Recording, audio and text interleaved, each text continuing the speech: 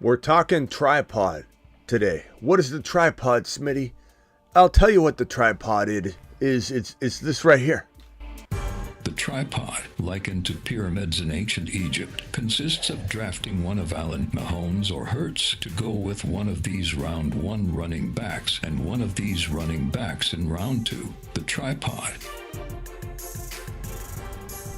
The tripod, ladies and gentlemen. Drafting one of these bad boys, and then in round one, you're taking one of these RBs. It's the RB approach in fantasy football mixed with the massive monster top 1 to 3 quarterback. That is what the tripod is walking into 2024. It takes some balls to deploy it. It takes somebody that has the courage to not go with the sheep to the slaughter of just having to go wide receiver, drafting a position over and over and over instead of drafting a player, not realizing that there's so much value in the RB this year that it's a tempting approach that people need to contemplate, at least use in their rotation of draft strategies that should be guided by best player available anyway. And if you end up getting handed the 6, 7, 8 pick and wide receivers not necessarily an option, or you want to go running back, you want to get Gibbs, you want to get Bijan, you want to get Breece Hall, you want to get one of those top 5 running backs, and then you get into round 2 and you don't necessarily want to force a Nico Collins, you don't want to necessarily force a wide receiver that you don't necessarily believe in to be second round worthy, then you deploy the tripod, young man, and you don't be afraid to use one of your next 2 picks on a quarterback just because people tell you you can't. The Fantasy Football Show Tripod Edition begins right now. Live from the FantasyFootballShow.com studios. It's the Fantasy Football Show. Live! Monday through Friday, 8 p.m. Eastern. Smitty is also live whenever news breaks. But Smitty, I knocked my megaphone over. The batteries are everywhere. Smitty, you can't go running back. You need to go wide receivers. Everybody does it. And on top of that, Smitty, you're telling me you'll also use one of your next 2 picks on Allen or Mahomes or Jalen Hurts? Are you out of your mind? If that's out of my mind, if that's the definition of being out of your mind, then I guess I am tripod crazy. The tripod, likened to pyramids in ancient Egypt, consists of drafting one of Allen, Mahomes, or Hurts to go with one of these round 1 running backs and one of these running backs in round 2. The tripod. The tripod, ladies and gentlemen. It's simple. It takes courage. It takes balls of steel. And it also puts you in a position where you can grab glory. And when I mean glory, I mean grabbing as I mentioned in that promo, running back 1, 2, 3, 4, whatever running back you feel could be number 1, number 2, number 3. Who the hell knows? Bijan could be running back 1. Hall could be running back number 1. Gibbs could be running back 1. Then when you get into this territory, you robust the hell out of your RBs, and you don't hesitate to take a Barkley who could be top 5 for running backs this year. You don't know how good he'll be.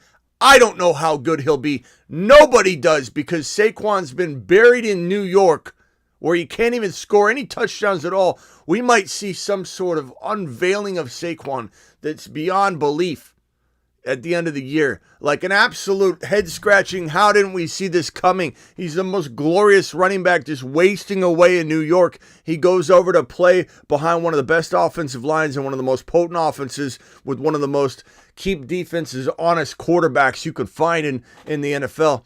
Saquon's going to be amazing. Kyren Williams could lead the league in rushing, and he's a second rounder. Why Barkley and Kyren are in round 2 is beyond me, but take advantage of it. Don't sit there and go, I need to go wide receiver. I'm really scared. I'm scared to not take wide receiver because I'm told to by so many other people. Or you could take potentially the league-leading rusher or the league-leading touchdown getter on the ground in Kyren. Or the same could be said about Barkley. These are round 1 running backs that live in round 2, and they shouldn't live in round 2. And then you've got these these monsters here. So you're coupling the RB, the robust RB, and then you've got literally a league winner sitting here at Josh Allen, who's in the 3-4 territory sometimes. Okay? Sometimes in that 3-4 territory. What do we got here? We got somebody's dropping a super chat or something. What's going on here? Thomas super chatted. We've got Thomas with a super. I think we've got also on top of that, anybody drops gifted memberships, they should show up now. I think I fixed it and solved that problem. Let's see. I think I did. It should be good to go now. Thomas, thank you. Is Taylor in this list? You could consider him if he's your player. But, I mean, do you see Taylor, Thomas? I don't see Taylor. He's not here on my list. The tripod, likened to pyramids in ancient Egypt, consists of drafting one of Allen, Mahomes, or Hurts to go with one of these round 1 running backs and one of these running backs in round 2. The tripod. Doesn't mean if you think he's a round 2 player, you can put him there. I don't mind it. It's just not going to be in my. I can't include everybody, or it does. It definitely doesn't. It definitely doesn't hold as much water when I just throw every single player in there. So for me, he's not in my round 2 league winning group, but he's certainly like sniffing that bucket of player that is right there. Okay, right there. So if you want to go JT, I have no problem going JT. That's no problem at all. When we look at this board right here, and we say, okay, so we get a top 5 running back here. We get potentially a top 5 running back here. In theory, right? If JT's your guy, put JT there. That's fine. Use your thought process. Don't just rinse and repeat what I'm doing. Make it your own if that's the way you feel about it. And then instead of forcing a Nico Collins or whatever, take a Devontae Smith. Take a Cooper Kupp.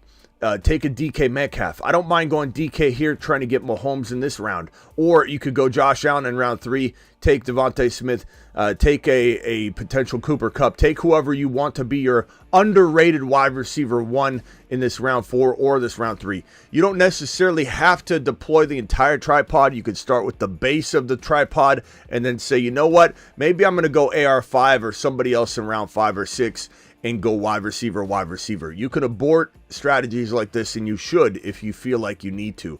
Like Devontae Smith and DK would be great. Devontae Smith and Cooper Kupp would be great. Those would be 2 fantastic wide receivers. Then you get AR5, Stroud, or whoever that could fall. Maybe you go with JD5 and Joe Burrow. Joe Burrow going around 7 or 8. JD5 going around 7 or 8. You could double up your quarterback with JD5 and Burrow and go Devontae Smith and DK in round 3 and 4. And just for good measure, your boy is actually on the clock in this exact scenario on Underdog Fantasy, promo code Smitty, where Underdog will give you 50% match your first deposit all the way up to $250. That means if you dropped $500, they'll give you $250. You drop $100, they'll give you $50. You drop the minimum, which you only have to do $10. They'll give you $5 and you'll have $15 to play with. That link has just been dropped in the live chat, so make sure you run on over and play Underdog Fantasy, promo code Smitty. But right now I'm on the clock, and as you can see, I've deployed the tripod to a T.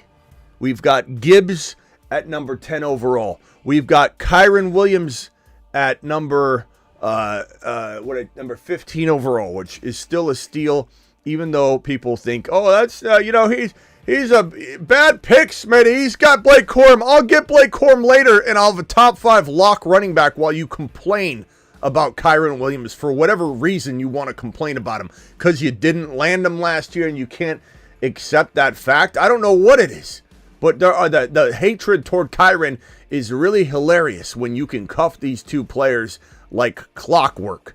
Okay, so we've got Kyren right here.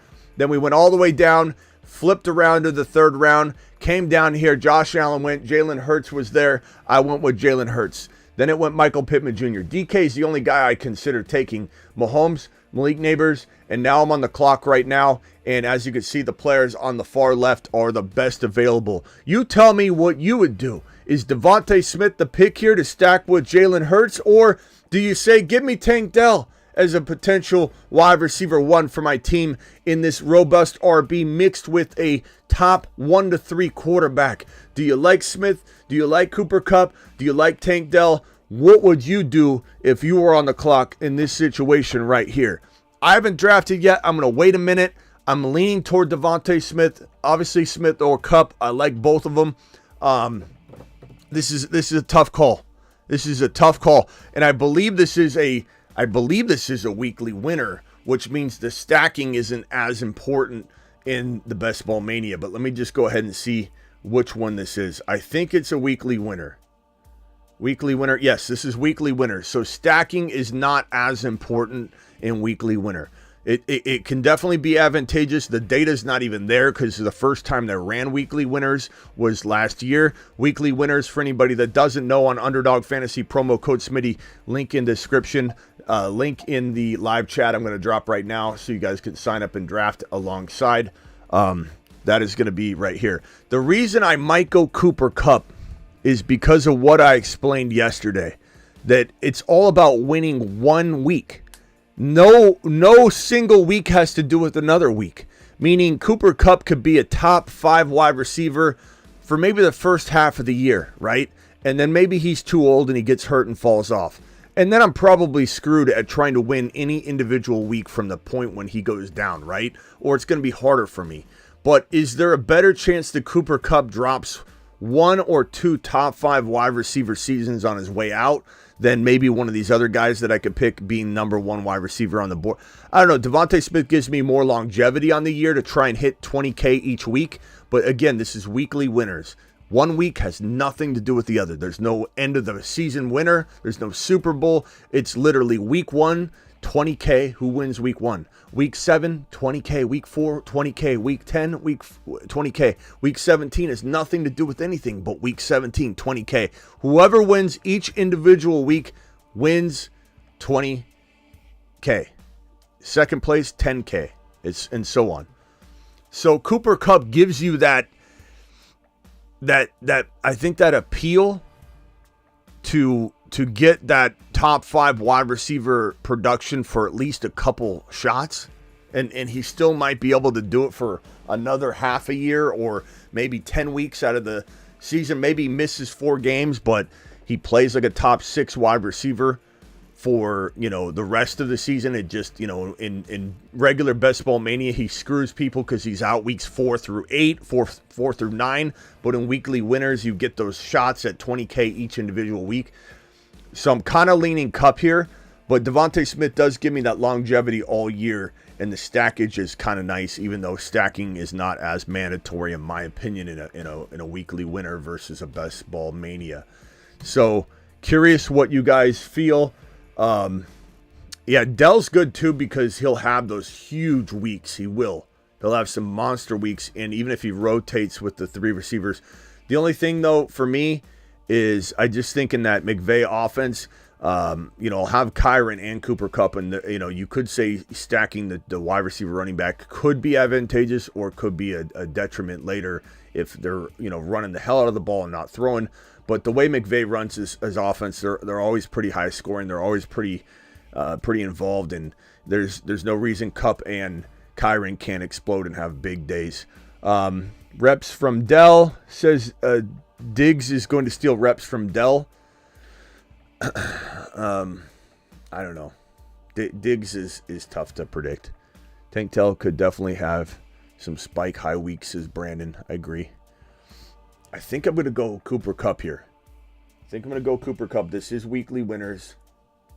I love Devontae Smith, but I feel like Cooper Kupp gives me the best chance of having a legit high-end wide receiver 1 for a handful, if not like a month or 2 of the season, even if he drops off. So this is deploying the tripod. Running back, and I don't necessarily need Jalen Hurts or Mahomes in that 3rd round pick, but there's a good chance that if I didn't go Jalen Hurts there, maybe the guy that took Mahomes would have still taken Mahomes, and maybe this guy drafting in the 11th spot who had A.J. Brown may have taken Hurts with one of those 2 picks to stack with A.J. Brown. So I made a decision because of the guy in the 11th spot having A.J. Brown that there was a small chance, not a huge chance, but a small chance that I could see Hurts and Mahomes go to both of these guys within this 4-pick period. So I made a calculated guess that the guy at 11 would take Hurts, so I took him. And then the guy did take Mahomes at the 12th pick. I think it was a smart move. I don't know if I would have lost my chance at doing this if I didn't take Hurts early. I'm not afraid to let Hurts or Mahomes fall to that 4th round pick and then take a more locked wide receiver like some would say DK is, or if Debo fell, that would be a fantastic move as well. But this is the tripod. I think it's been beautifully executed here, and we'll see what I get on the flip side coming back. If you look at other drafts, there's definitely, let me see if I can find another draft and tell you what the likelihood of the player I'm going to get coming down the 4th round back to, or the 5th round back to me. We're talking about probably a Jaden Reed, Rashad White, Isaiah Pacheco, Kenneth Walker, Kyle Pitts, Mark Andrews, Anthony Richardson, Terry McLaurin, Higgins. Those are the guys that will be available on the return. So it'll be a pretty interesting pick at that 5th round draft selection for me. But love this. Love this. I love this start. This is a fantastic start. Looks solid. Looks really solid. Tripod, ladies and gentlemen. It's a solid way to build in 2024. I'm telling you. The tripod, likened to pyramids in ancient Egypt, consists of drafting one of Allen, Mahomes, or Hurts to go with one of these round 1 running backs and one of these running backs in round 2. The tripod. One of these running backs in round 2, one of these running backs in round 1, one of these guys in round 3 or 4, and then you saw me draft Cooper Kupp with my 4th drafted player, giving me arguably, in my opinion, one of the most dangerous looking situations walking out of this draft in the first 4 rounds. And let me show you again the draft that I have going on. I love it. All these people force a wide receiver. Not saying I don't love Drake London. I could have went Drake London instead of Kyron. But who would my running backs be? Like, do you notice that not one running back went in round 3? Not one running back went in round 3. And if I sort on the left side of the screen here, the top running backs available, I'm not saying ETN's not a good pick. I'm not saying that at all. But I do feel, there we go. I do feel that hold on. What is going on here?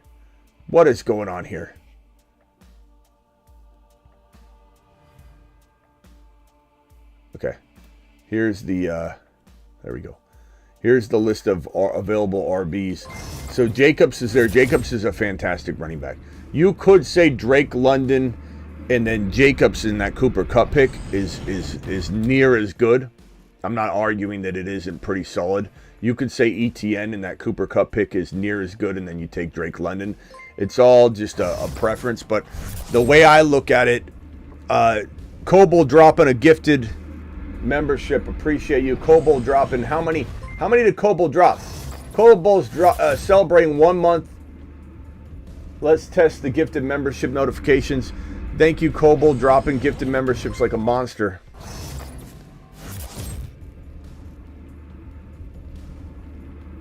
Look at that.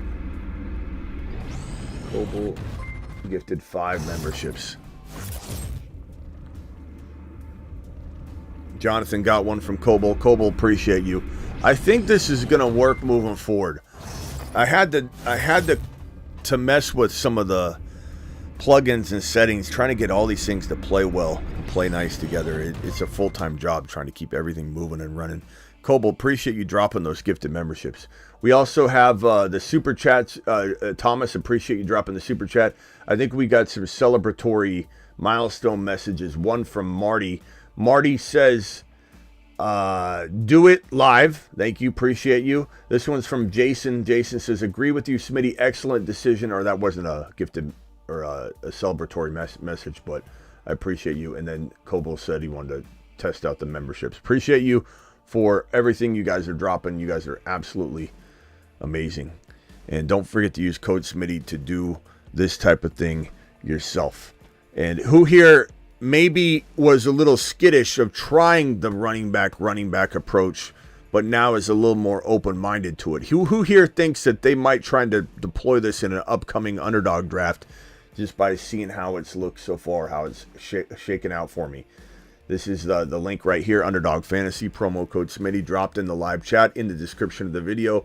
I would love to know what you guys think. Call into the phone lines, brought to you by theattic.shop. Theattic.shop. I'm telling you, this apparel is some of my favorite. In fact, let me put something on. Live from the fantasy show. Call into the show. Let's see. Let's put on a little attic.shop apparel.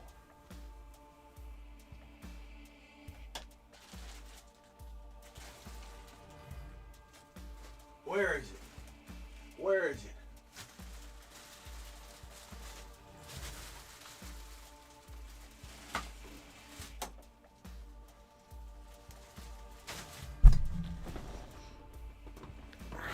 Here's some apparel from the attic.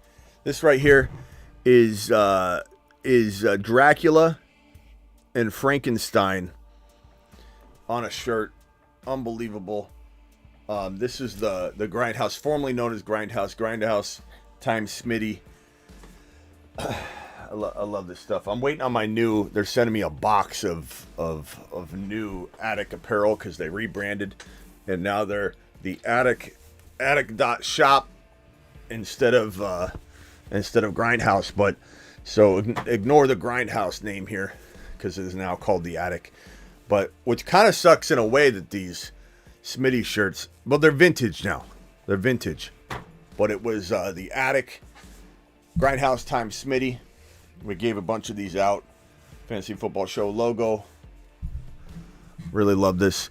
Dial into the show. Phone lines are open. Let's talk about running back. Let's talk about the tripod. Let's talk about other draft strategies you may like as much or better. Or just, hey, what do you think about this variation of what you're talking about? What do you think about bailing on it mid-draft because you see a wide receiver like DK in round 3? Is that something you would consider? DK and Cooper Kupp. Hey, that's fantastic too. Like, there's nothing wrong with saying I want to go instead of QB here. So let's move the QBs over. Instead of QB here, Smitty, I really would like to explore the idea of taking a, let's call it Cooper Kupp, or Devontae Smith. You could say Devontae Smith right here, and then right here could be DK Metcalf. Okay, this would be a fantastic DK right here. And then you get AR5 in round 5. You get AR5 in round 5. You get JD5 later. This is an unbelievable start. There's nothing wrong with this at all. And Cooper Kupp instead of Devontae Smith, I don't mind that at all either. Let's go ahead and try that look. And you tell me which one you like. Maybe you like the base of the tripod, the double RB, and then you don't necessarily want to throw the quarterback on it. But I'd venture to say that there are so many players that I could get later that I love so much that I don't necessarily need this if I can get what I believe could be a player in Hurts or Josh Allen or Mahomes that could outscore every other player in fantasy, period. The number one fantasy football scorer. So in that case, I'm willing to sacrifice a DK for, let's just call it a Brian Thomas Jr. Let's call it a Keon Coleman. Let's call it another player. If we even look in the 6th and 7th round range, I mean, Ridley, Worthy, McConkey, JSN, Keon Coleman, DeAndre Hopkins. I mean, Jameson Williams. Instead of taking DK, if you believe in one of those players, and we'll just put a question mark, whatever player in your mind that I read off that you say, you know what, I kind of think that player could be as good as DK at the end of the day. Let's call that player a round 5 or 6 player. And then that's when I say to you, this is why you should draft, Hurts right here. Hurts and Kupp. instead of going DK or another player like Devontae Smith. I would just rather go with the tripod. The tripod feels so much more secure. The tripod, likened to pyramids in ancient Egypt, consists of drafting one of Allen, Mahomes, or Hurts to go with one of these round 1 running backs and one of these running backs in round 2. The tripod. Look at it. It's glorious. Glorious. And then yesterday, we talked about the 4 horsemen. Similar approach in a way. This kind of describes this. This is the wide receiver 4 horsemen approach, though. So I think what we're going to do is we're going to leave the 4 horsemen as a wide receiver round 1 driven approach, and the tripod being the running back approach. I was going to talk about this from a running back in round 1 approach, and then also a wide receiver in round 1 approach. But I think because of the tripod taking over the wide receiver in round 1, or the running back in round 1 approach, and the running back robust RB approach, we're going to keep the 4 horsemen as a wide receiver driven in round 1 approach. This is the 4 horsemen, and it's a similar idea and concept. Barkley should be here as well, though. We're going to add Barkley to this list because he 100% needs to be included in this conversation. Where's my Barkley graphic when I need it? Barkley, where are you, pal? All right, Barkley is going to be in the mix here for round 2. This is just such a fantastic look. I love this. Whoa, H-N, calm down, bro. We don't need you hurt. We don't need you spinning around. What's he doing? What's he doing back there? Where's Barkley? Where's Barkley? Come on, bro. I can't. Hold on. I can't get him.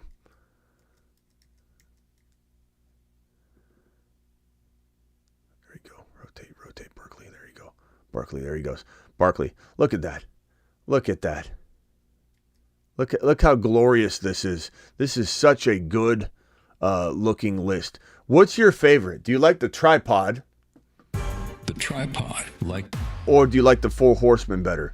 What is more significant to you in terms of your draft strategy? What appeals to you more? The wide receiver, running back, Jalen Hurts approach, and then the Cooper Kupp, the McBride, the Kelsey, the Jacobs, the Devontae Smith?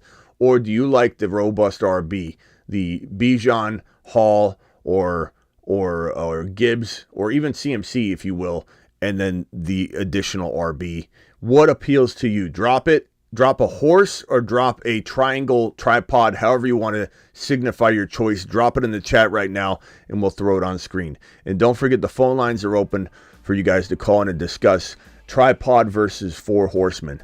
What is your call? What do you prefer?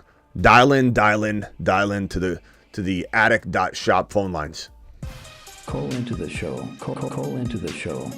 We got 1 vote so far from Brent. Brent says he's going with the tripod. Tripod is his drink of choice. He wants tripod. He wants to do it live.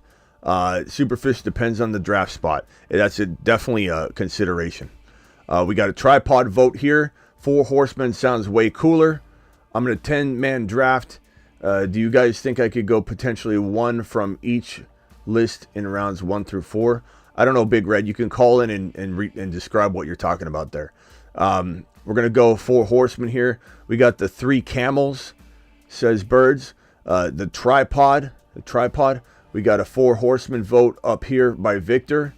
We got a tripod, like I said, by Brent. We got Brandon with the 4 horsemen easily. We got 4 horsemen here. We got a lot of good votes coming in. Early horseman, late tripod. Wide receiver. That's going to be coming here, bro. That is called the double-decker. The double-decker is going to be wide receiver, and almost always include Marvin Harrison Jr. So, horseman, tripod, double-decker. Double-deckers next. Double-deckers probably either tonight or tomorrow that video will come out. There's no shame in liking any 3. And the truth of the matter is you 100% need to allow best player available to determine. which one you're going to go with. You cannot make these decisions before you're on the clock. It just doesn't make any sense. Okay?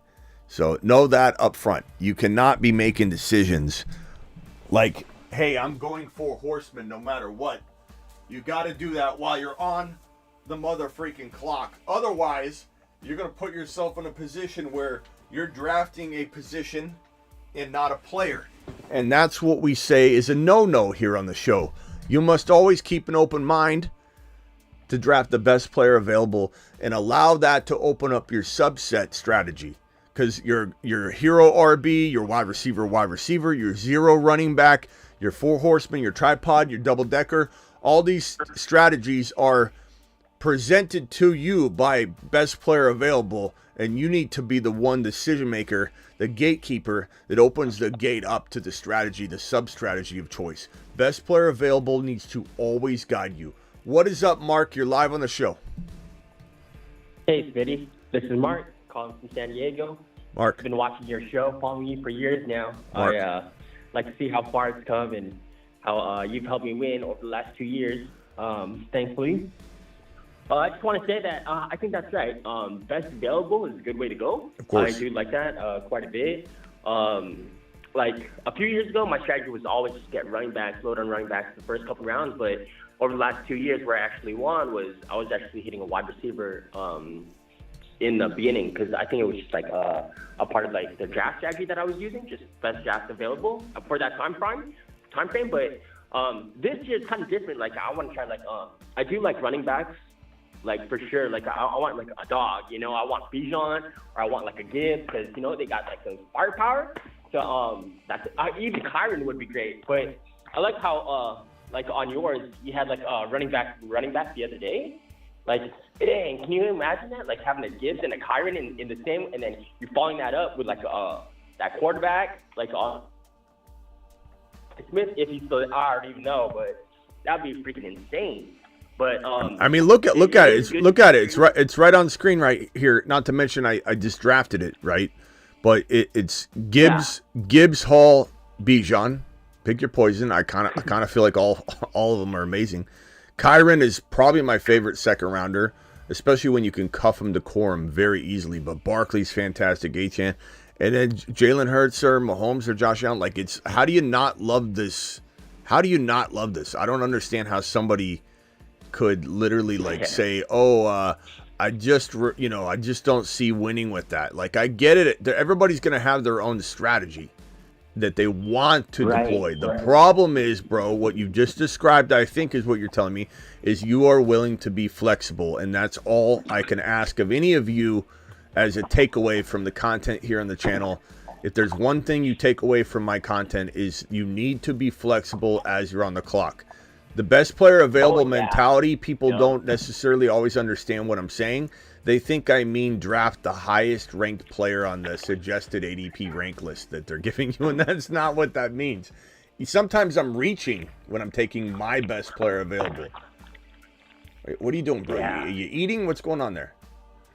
It's totally like the ebb and flow, right? Like the ebb and flow. Like sometimes like the player that you really want is like taken right before, which is kind of like just blows, and like, you know, you can't let that sidetrack of where you want to go, you know, the direction of your team, but like best available kind of like points you into that direction, but it's also based on your needs too, right? Like if you say that like, okay, the next running back that's going to be like super strong is going to be like, we can, you know, like a round and a half later, and you may be able to be open to options on what you can choose, but also like tight ends, right? Like, I mean, like Laporta, right? Laporta is going to be insane. Kincaid too, right? I mean, those two are going to go like to the moon. Those two are, I feel, are going to be like rockets this year for sure. Especially like how the Bills are playing, and like, you know, they lost the Diggs, and Laporta's been insane, you know.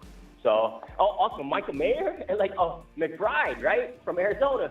My goodness, like and then I think what is it? Kyler Murray.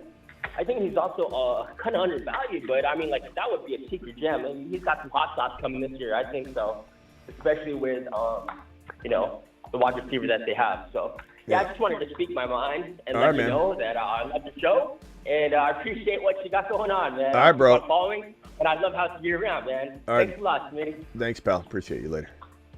Take care. Yeah, I mean, there's a lot of ways to win. There's a lot of ways to skin a cat, as they say. And if you don't keep your open mind open the entirety of your draft, you will be left behind, because you will be thinking about how to not get screwed at this position, how to make sure you're covered at that. Like, you need to say, you know what, I'm going to allow myself the challenge. Like, do you have faith in yourself or not? Allow yourself the challenge to go one wide receiver in the first 4 rounds and pick up as many JSNs and Keon Coleman's and Brian Thomas Jr.'s that you believe can be as successful. You can get Ridley, you can get a bunch of guys, Ridley and Hopkins, if you want to take that approach with Cooper Kupp. Like, there's going to be a challenge somewhere in your draft. And what I'm trying to tell people with best player available over and over and over is that you're limiting the amount of challenges, or the you could say the severity of the challenge, or the severeness of the challenge, by going best player available. Sometimes best player available can open the door to something that can cause a glaring hole and void in your team, but that's your challenge.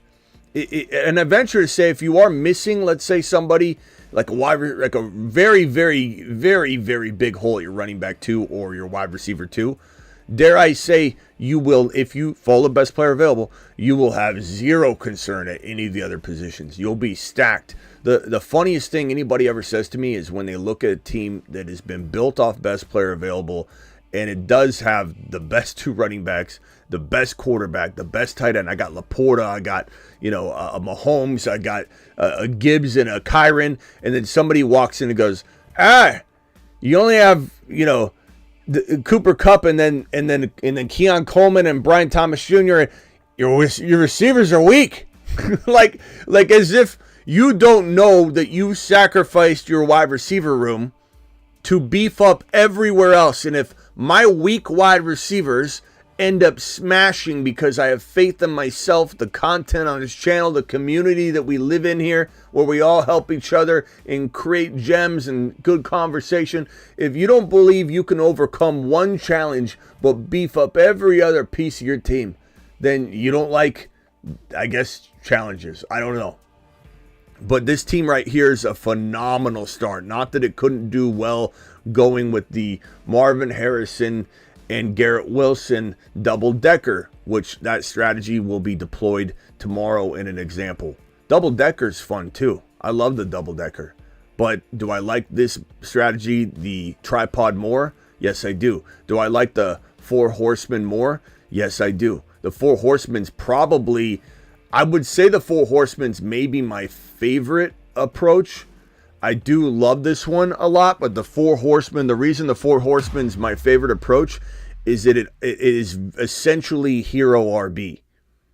And you can do whatever you want. Once you've got this wide receiver, if it falls right, if best player available allows it, once you have it, you're as free as a bird the entire draft. You don't have to go with any position. You'd have no pressures or bias injecting into your process. You're just literally going, okay, kind of got to try and nail this running back here, though, because the wide receivers thin out. Best player available is not presenting me with a wide receiver in the mid to late second round. Debo, maybe someone like that. I could go that route if I didn't have a wide receiver yet. But I'm definitely feeling like 9 times out of 10, if I've got a mid second round or later, that these guys are sticking out like a sore thumb. And so this hero RB deployed through the main running back you get in round 2, not in round 1, is one of my favorite approaches. The hero RB with running back going in round 1's tougher because you've got to rely on a Debo or something like that. Unless you're doing it at the 11, 12, or 12. But that's essentially the 4 horsemen. Like you're going to, let's say you're even going to Marvin Harrison Jr. and a Kyron.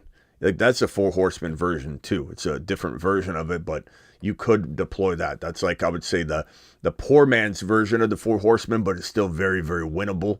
But it's something you're not deploying with an earlier pick. This is an earlier pick type of implementation to the Four Horsemen. There is a later first round pick implementation that would be Marvin Harrison Jr.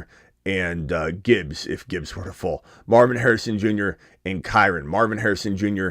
and Barkley. That is a poor man's version potentially of this. And yeah, in prime, if Kyren falls to round number 3, good Lord. We're definitely redoing this board in a way that makes me smile.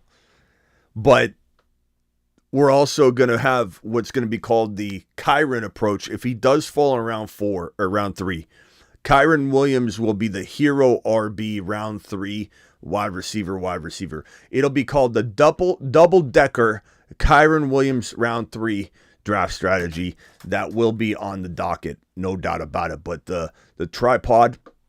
The tripod, likened to pyramids in ancient Egypt, consists of drafting one of Allen, Mahomes, or Hurts to go with one of these round 1 running backs and one of these running backs in round 2. The tripod. If this ends up that Kyren falls out of round 2 and into 3, what you're going to see is the tripod have a variant where it's wait for one of these guys in round 4. You probably won't see Josh Allen fall to round 4. You'll barely see Hurts fall to 4.1, 4.2, 4.3. You can definitely find Mahomes in best ball, at least in the mid 4 to top of 5. So like this is probably the guy you're taking.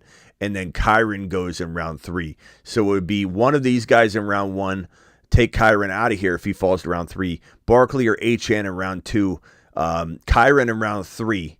You could go triple RB. And you could go Hurts, or abort the quarterback and go Cooper Kupp.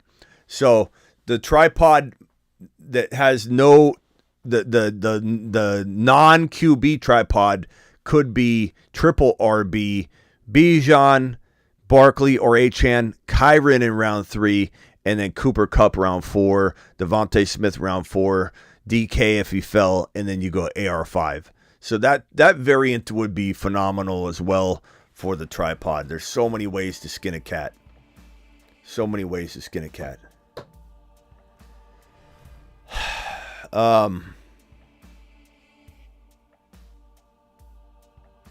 Yeah. Anybody else want to call in on this wonderful Saturday to talk tripod, Four Horsemen, or the upcoming double-decker? Phone line's open. It's right there. Don't be scared. Don't be scared to call in. I can tell you right now, when the season begins, the phone lines will be very hard to get into. So if you've been itching to call in and you've never called in, I would advise you to take advantage during the off season here, especially the early part of the off season. As we get near June, phone lines are going to be really hard to get into. People always say, I try calling, I can never get in. This is the time to try and get in right now.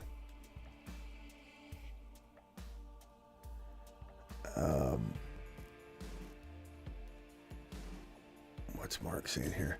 That's a quality point, Smitty, on where in the round you hit, first quarter or of round or back half. Yeah, I mean, Harrison Jr. will be your wide receiver tripod, selectee. If you got a late first rounder. And Harrison is not for everybody, at the end of round 1. It's not for everybody. I don't blame anybody for being a little skittish of that, but I mean, it is what it is, bro. You either put your cojones on the table or you don't. This is the Fantasy Football Show, Kyle, and you are live. All right, double-decker. If we are at the 10 spot, what double-decker are we taking?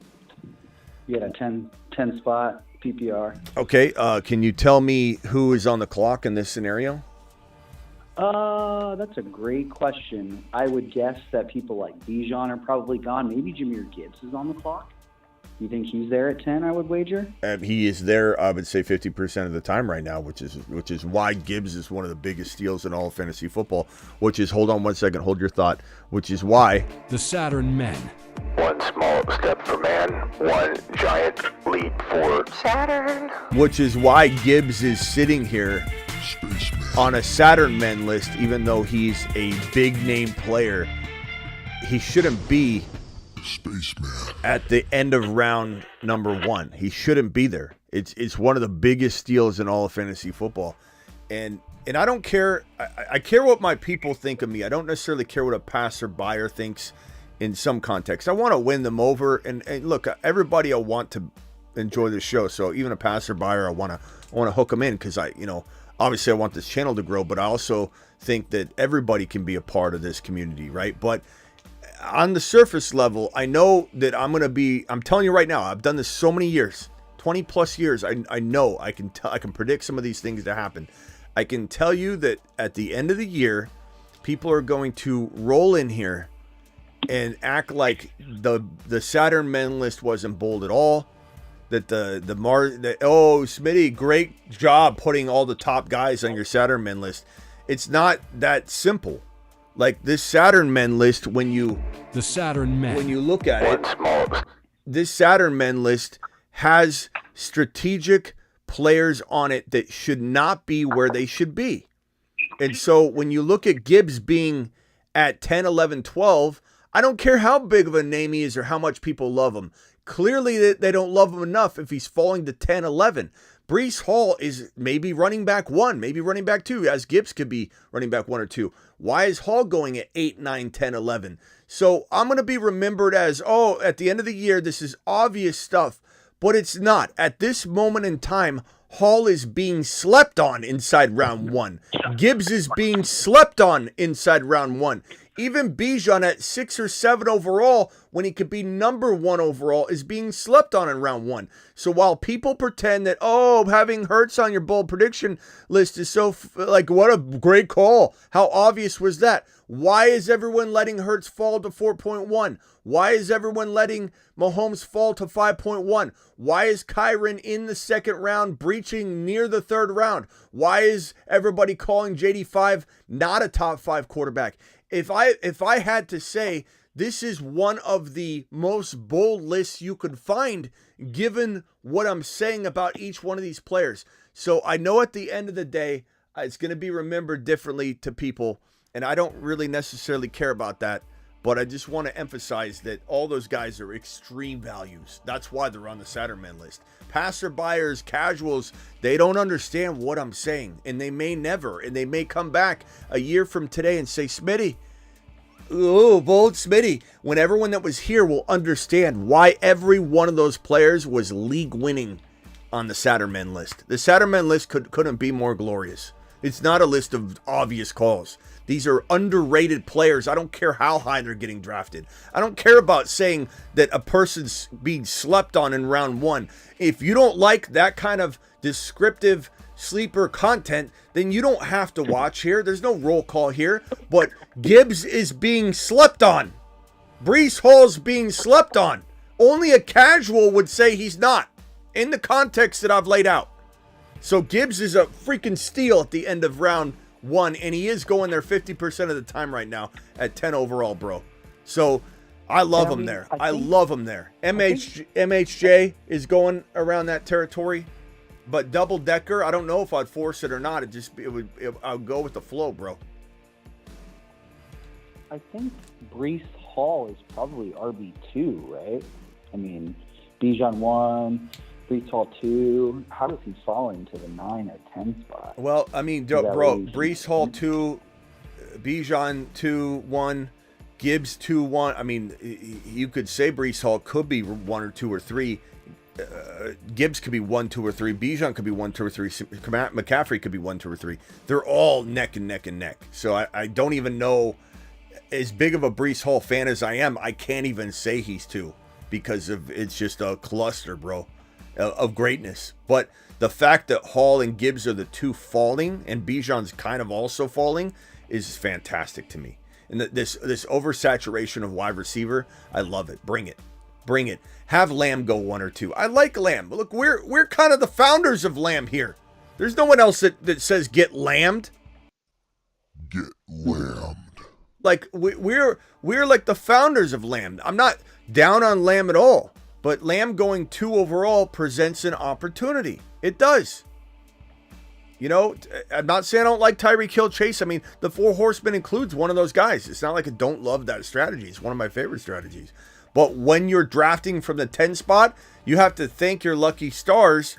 You're looking at maybe a top 3 overall player in Gibbs. When you're drafted at 10 overall, you have to thank your lucky fantasy stars that you're looking at Breece Hall, Gibbs, or whoever might be a top 3 overall pick. You know, like Gibbs and MHJ, if you could walk away with that, bro, that's absolutely fantastic. Mark Cleveland in the house. Love my boy Mark Cleveland. Mark Cleveland says, would you draft Rice in the 7th round? No, Mark, I would not.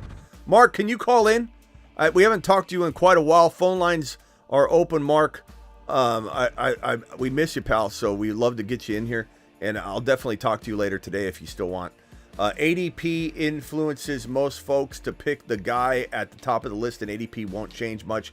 Have to be salmon, swim upstream. Love this strategy, says Superfish. Now, the thing about what Superfish is saying is A's kind of true, especially later in the draft. I think the later you get in the draft, the more people they show that they aren't prepared, and they allow the suggested rank to guide them, and they're like, I'll just take him. I'll just take him. So the later the ADP, or the later the draft, the better that ADP can influence people. But what I tell people on my content, thefantasyfootballshow.com, where you can get 10% off by using code DRAFT. Link is in the description of the video. Just go to thefantasyfootballshow.com. What I tell people is that my rankings are never to be drafted on. Like, you should never take my rankings and draft in the order of my rankings. If so, you're missing the entire point. Because what Superfish just said, you have the ADP data influencing everybody. So my rankings that have Bijan as the number 1 running back, my rankings that have Marvin Harrison Jr. as a top 5 redraft wide receiver, these should be used to your advantage to allow yourself. Kyren is the top 4 or 5 running back. He's going at almost 3rd round territory. If you take Kyren in the 1st round or at the 12, 13 turn and you don't need to, or whatever, you're missing the point in how to dominate and manipulate the thinking of everybody else that's like sheep using the ADP data, and we're trying to manipulate it and draft around it and get some advantages. So thank you for that super chat, Superfish. What else you got? And then I got to go over to Chuck. Kyle, what else you got real quick? Hey, no worries, man. I was just here to pop on for a little bit. You can go over to Chuck. And So you can sit on hold if you want and think of another question. So just mute yourself real quick. But if I didn't answer your question, I don't know what to tell you in terms of, like, because I'm best player available. I'm not going to tell you to take in a double-decker strategy into the 10 pick. I'm not going to tell you to take in the 4 horsemen. I'm not going to tell you to take in the tripod. I'm going to tell you that when you're on the clock, what seems the best. What is the best player left? If it's Bijan, then screw double-decker. You're going Bijan. If somehow he fell to 10, you're going Bijan. If Gibbs falls there, I say screw the double-decker, bro. You grab Gibbs at 10 and you smile. You know, but if all those guys go and you're looking at Garrett Wilson, who I like Garrett Wilson. You know, you just got to make your decision based off all that, bro. All right, hey, mute yourself real quick. Calvin with Krim with the super chat. Let me go to Chuck real quick. Chuck, what's up? Hey, Smitty, just kind of want to pick your brain a little bit. I got a bit of a dilemma coming up for my league next year. So it's a 2-keeper league, so we get to keep 2 people from the previous year. We don't lose any draft picks or anything like that for keeping anybody, so we could literally keep the same people that we want to. I had a pretty stacked team from last year. So the 3 guys on my team that I've got that I'm considering for keeping is obviously Jahmyr Gibbs, he's a keeper. But then I also have Jonathan Taylor and I also have Puka. So they're kind of on the fence as to which one that I keep for those 2. Now here's the thing, I have 2 first-round picks coming up for this year. One of them is going to be a top 6 pick, and at least the first 5 guys that are going to be available are going to be really good players, and I can name those players off for you. And then I'll have a pick towards the back end of the first round as well, and then an early second rounder.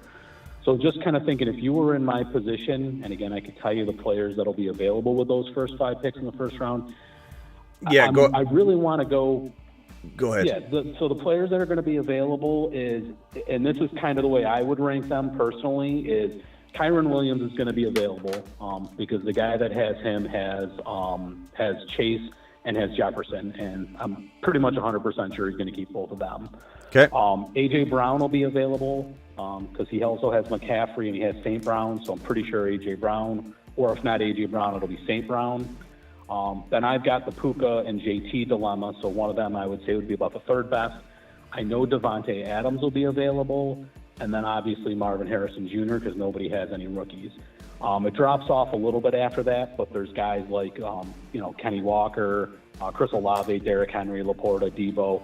There'll be some other guys that are available. So let me just start off by saying this. It's almost always the answer to this question. Who would you likely draft first? It's not so much what would the mainstream draft, but that question also needs to be asked. Why? Because of manipulating the ADP. So let's start with the question of not what you would do, but what would the general population do? Who's getting drafted first, JT or Puka? The answer is Puka by a country mile.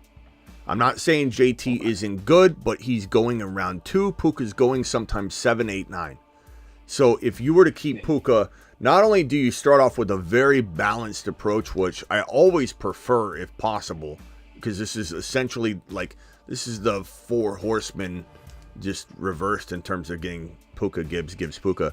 But you've got total balance, bro. And the fact is, the idea of you getting JT back is a lot easier to stomach or anticipate than you getting Puka back. You throw Puka back in, you have 0 chance of getting Puka back. You throw JT in, you have a pretty decent chance of getting JT back, or at least a better chance. So that right there, and assuming you agree with that, you would draft Puka over JT, that answers the question 100 times out of 100. You know what I mean? Like you got to think of it. There's far too many people that go, Smitty, would you keep Gibbs or would you keep they'll say a player like, I don't know, or let me give you a better example. Smitty, would you keep like Debo or a wide receiver you're drafting in round 4? It's like, why would I keep that player that's getting drafted in round 4 when I could just draft him back? You can't draft a guy that's ranked a lot higher back. So I would say Puka for sure. And then, honestly, my goal for you would be to get MHJ, though. That would be the one player, or Kyron. I want Kyron or MHJ. If you get Kyron or MHJ with Puka and Gibbs, that's a smash. Now, I figure those are going to be the first 2 guys that go. But I completely agree. Those would be my first 2 targets. And the problem is, though, too, if you go with JT, now you're stuck that if, let's say, the best player available is an RB, you're going to feel obligated to go wide receiver and avoid the best player available. I'm sorry, St. Brown as well. St. Brown. I forgot that St. Brown was there. So St. Brown, Kyron, and MHJ. I'd probably say in the order of St. Brown, because you can keep MHJ for life then, if you got him. Yeah. Okay, then I would say in order of MHJ, St. Brown, Kyron, in that order. I'd want MHJ first, but he probably will go anyway. MHJ, St. Brown, Kyron in that exact order, then JT, then AJ Brown, and then I don't know that Adams is even on this list yet because he's older. Okay. Yeah, see, my thought process and what has me kind of on the fence is there's a lot of running backs, obviously, that are going to get capped. So I don't know. I just feel like having 2 running backs to start, I feel like I'll be able to piece together the wide receiver room. But you make a lot of sense what you're saying about Puka, and honestly, a lot of people that I'm talking to about this, friends of mine, are saying Puka too. And it's just, I don't know, maybe I'm worried that Cooper Kupp is going to turn back into Cooper Kupp, because I had him in his Triple Crown season too, and I've been very good at moving off players a year before they fall off the map. So well, Puka's just getting started, bro, so I won't worry too much about that at all. But would I rather draft MHJ than keep Puka? Yes. So I don't know if there's any wiggle room to get a pick. Like if you could trade Puka for that top pick and draft MHJ with it and then keep, JT, then that's also an approach. Yeah. That's kind of what I mean. I'd love to get Marvin Harrison. That's been, really my goal here, trying to figure out. But I feel like he's going to go either one or two, and I know. I just don't know that I'm going to get one of those picks. Can you trade Puka for that pick though? That's what I've thought. I mean, another thing is I tried like crazy last year to try to trade to get Bijan because I wanted to stack Bijan and Gibbs. I also thought because Bijan, I know his owner was a little down on what he did last year. I thought about packaging one of my first-round picks and say either JT or Puka to try to get Bijan. Is that something that you would advise? Or people have told me that they think that that's a little bit much, but I would still have a first-round pick. I would have Bijan and I would have Gibbs, and I would also have to get another pick back from him, which I would probably try to say, hey, I'd like another second, which would give me 2 second-rounders. Is that something that you would say is advisable too? So you're going to trade your pick and one of these players for Bijan. Bijan becomes your keeper. You no longer have a pick like everybody else from the jump, right? You're losing that. Well, we get two keepers, and Gibbs is basically off the table. I'm not moving Gibbs. What I'm talking about is trading either Puka or JT, whichever one I'm going to keep, and I would even say whichever one he would prefer, which I assume would be Puka, getting rid of him, and then one of my 2 first-rounders for Bijan. Of the so future? I would essentially have Gibbs. It would be for this year because I have 2 first-rounders this year. Okay. We can't trade more than a year and yeah. ahead of Well, time. So I would have Gibbs, Bijan. I would still have 1 first, and like I said, I would try to get a second back from him. So instead of having 2 firsts, I'd have 2 seconds. Who's the player? But I still have a first. Who's the player you're getting with the second first rounder? Like, what is is it? It's going to be after Adams type of player, like Adams. Yeah. I mean, I have 7 through 12. I'm thinking it's Kenneth Walker, Derrick Henry, Laporta, Debo, Mark Andrews, and Mike Evans are who I have as I think would be 7 through 12 in the first round. Okay. I mean, it's tempting, bro. The only thing is you can only keep 2 guys.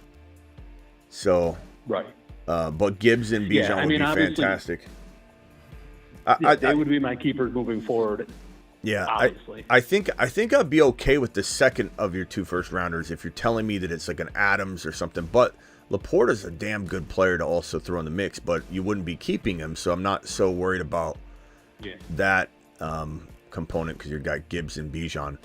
That's tough. I would say right now I like the idea of rolling in with what you got. You could always consider trading your 2 picks for the top pick and then get MHJ, Gibbs, Puka, MHJ, whatever. But tough to say. I like the idea of Puka and Gibbs is fantastic, bro. So don't overthink it. But would I rather have Bijan and Gibbs? Yeah, but if you got rid of that first of your 2 first round picks, then no. Because you might get A.J. Brown or a St. Brown or a JT, if you're keeping Puka and Gibbs. If you traded the second of your first rounders and it's like an Adams, but you're upgrading to Bijan, it's not bad. But kind of think maybe just take what you got right here, bro, because you got a pretty damn good situation. Yeah. Not to mention what quarterbacks are there. I appreciate it. What's the quarterback? What's the quarterback landscape look like at that second of your first round picks? If it's Jalen Hurts or Josh Allen, then I'm going to answer no. I'm going to say draft, absolutely, keep Gibbs and Puka, redraft JT or A.J. Brown in your worst case scenario with your first pick, and then grab whichever quarterback.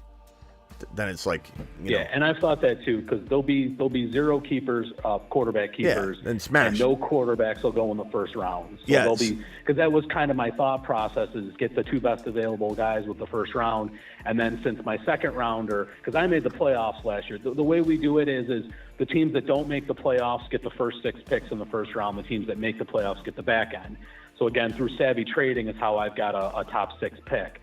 But I also have the back end one. So my second rounder will be one of the first 6 picks in the second round. So my goal was to try to, I had Hurts last year. I'm an Eagles fan, so I know all about him. So I would love to have him back, to be honest. Well, let me just tell you something, bro. You've seen this whole show, Double Decker, Horseman, the tripod. I am not letting Hurts fall to the second round. If you've already got Gibbs as a keeper, Puka as a keeper, your first round pick, you take JT. Your second one, you grab Allen Mahomes or Hurts, whichever one is there. You don't play around and let them fall and get snagged.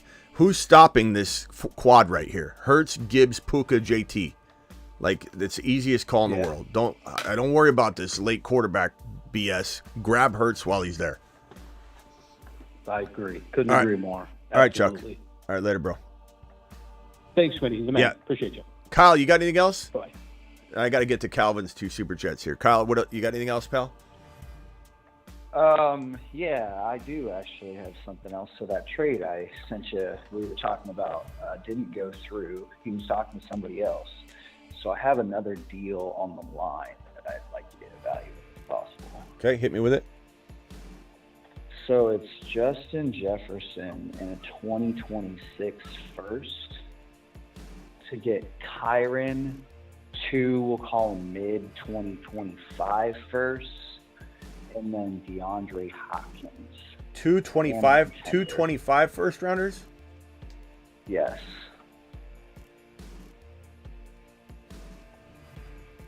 And Hopkins? And Hopkins. My hesitancy is I don't really need Hopkins because my receivers are fine. And I don't want to have to give up a 2025 or 2026, first. Because I'm giving up JJ. But I'm getting Kyron and 2 firsts and whatever I kick the can. Yeah, as much as I love Kyron, JJ, even with this situation, is such a staple. I would say, I'm not giving the first rounder. I would just say, bro, you want JJ, you're overpaying. Would I take this? Kyron, 2 first rounders, and Hopkins? The first, I'm not including the first rounder, bro. I'm not including the first rounder. Just to give you an example of the first rounder, adding the first rounder in is similar to getting a really good deal on a car, and you got your car payment down to exactly what you want it to be, right? And you got the price perfect, and then you're in the finance department. They go, bro, I'm sorry, we actually can't do this deal unless you put $2,000 down. Like, that changes the whole deal, bro. So adding a first rounder here, no.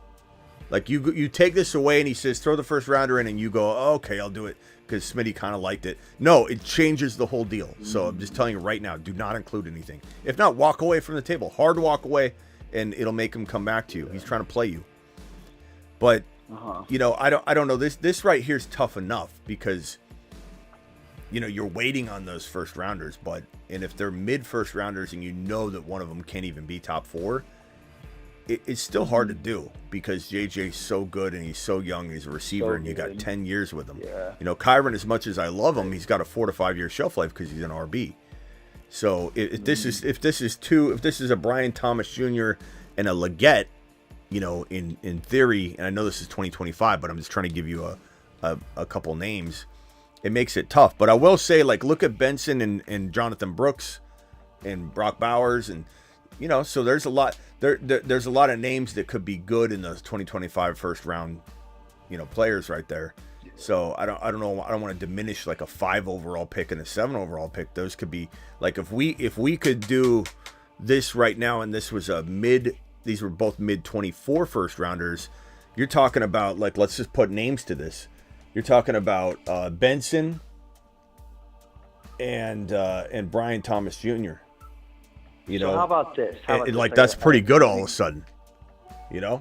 So I sent out some feelers because I was kind of feeling that way. I didn't accept the trade. I was just looking at it, and I sent out some feelers. I sent out JJ in my 2025 second for Gibbs, Flowers, and their first.